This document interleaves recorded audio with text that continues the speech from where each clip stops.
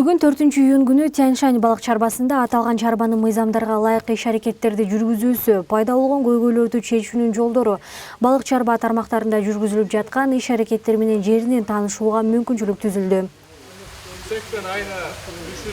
Атайын уюшулган бүгүнкү жыйында Кыргыз Республикасынын Жогорку Кеңешинин депутаттары, эксперттер, айыл чарба, тамак аш өнөр жайы жана мелиорация министрлигинин өкүлдөрү жана башка тармактын кызматкерлери катышып, балык чарбасын өнүктүрүүдөгү негизгиделген маселелер, тоскоолдуктар жана аны чечүүнүн жолдору талкууланды. Балык чарбасы боюнча иштер жүрүп атат.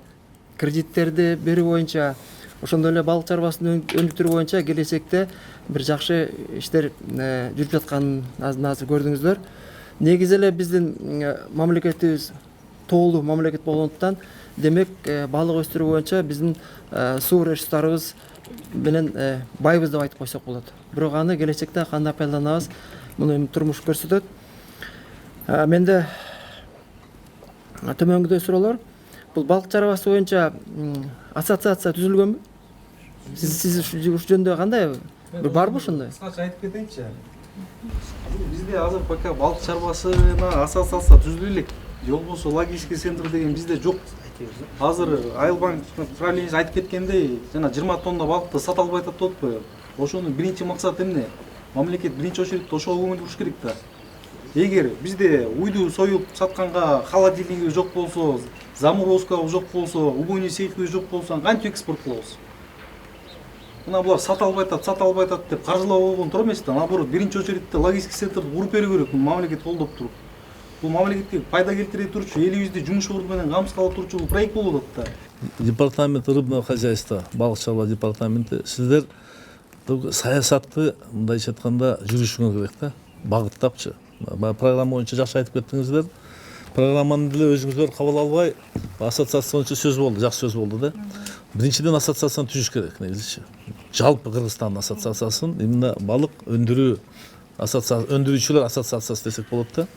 Ал ассоциация түзүлмөйүнчө мына чоң проблемалар чечилбейт баарычы. Анан бүгүнкүгө чейин жалпы ассоциация жок болсо, считаю, что бизде бирдиктүү мындай саясат жок, ачык айтыш керек. Үчүн дегенде именно частниктер бүгүнкү күндө өндүрүп атат балыкты.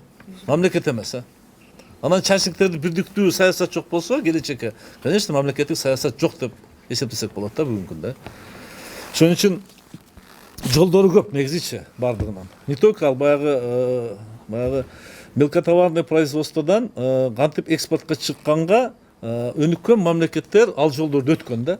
Биз ничего нового не надо придумывать, на велосипед изобретать эсипчи.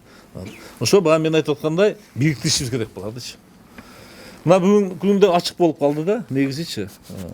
Даже Өзбекстан бизге караганда ачыгын айтайлык, мүмкүнчүлүктөрү балык өстүрүүгө азыраак, кыйла, туурабы? Алар бүгүнкү күндө 60 000 тоннадан бир жылда өндүрүүдөн ашып атты. Биз эми аяк менен тартып келсек дагы бүгүнкү күндө 4 000 тоннага жетиппиз да. И то благодаря частникам. Частниктер дагы бүгүнкү күндө такалып калды. Эмне такалып калды? Өнүгүү жок. Эмне үчүн өнүгүү жок? Биринчиден кредит жок. Кредит жок болгондон кийин бизги ички рынокто уже ала тургандар түгөнүп, мындайча айтканда, чарбалар чоңойбой атат.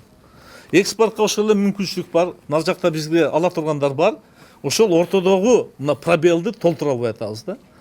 Кыргызстанда лозунг болуш керек. Все на экспорт деген. Бардык экспортко, туурабы? Ошондо гана биз чыгабыз, оңолобуз. Бул балык багуучу жайларга дагы көбүнчө банктар аркылуу каржылоо жүрүп атат. Бүгүнкү күндө 37,6 миллион алынган болчу ушу балык багуучу жайлардан. Анан өзүбүз түзмө-түз карай турган долбоорлордун азыр эки заявка күтүп атабыз. Анан үчүнчүсү мына бул Илгиз менен ишти баштадык, буюрса бир жумадай болуп калды. Азыр талкуу жүрүп атат. Анан ошо Илгиздин бул Тянь-Шань форелдин жанакындай эки варианты бар экен. Анан ошо биздин да сунуш болгон башында биринчи этапта төмөнүрөөк суммадан баштайлы деп. Азыр мына эми бул жыйындын аягында да өзүнчө отуруп бул жерде Айыл банктын, анан кепилдик фонддун өкүлдөрү бар. Анан бул Тянь-Шань форелдин өкүлдөрү менен чогуу отуруп уже конкреттүү мындай сүйлөшүүлөрдү жүргүзөбүз деген ойдобуз да. Тянь-Шань форель ишканасынын негизги багыты чет өлкөлөргө форель балыгын жана уу эттерин экспорттоо болуп саналат. Кыргызстандын балыгы экологиялык таза продукция болуп эсептелинет. Европа жана Россия өлкөлөрүндө күнүмдүк турмушта колдонулгандыктан форель балыгы уу этине болгон суроо талап өтө жогору. Биздин негизги максатыбыз бул экспортко чыгаруу, форельди өздүрүп экспортко, Кытайга, ЭС өлкөлөрүнө экспорттоо да биринчи максатыбыз. Ошого биз логистика центр курайлы деп өкмөт мүчөлүгүнөн кайрылып келатам ушул күнгө чейинчи. Эми бүгүн заседание болду, буюрса чечилди деп ойлойм. Жана көргөзүп кеткен жагыбызга өзүбүз логистика центрди курабыз. Холодильник, шоковый заморозка, анан экспорт кылабыз да. Өзүбүз негизи баштаганыбызга бир жыл болду. Биз өзүбүз азыр өздүрүп аткан балыктарды биз өзүбүздүн эле клиенттерге, өзүбүздүн эле ушул эле региондордун, Жайыл, Панфилов районунун тургундары алып кетет. Биз негизи азыркы баштадык 300 тонна өстүрөйлү атабыз, 300 тонна. Келечекте 2000 тоннага чейин балық өстүрөбүз да. Азыр 300 000 тонна балық өстүрөйлү деп атабыз, 300 тонна.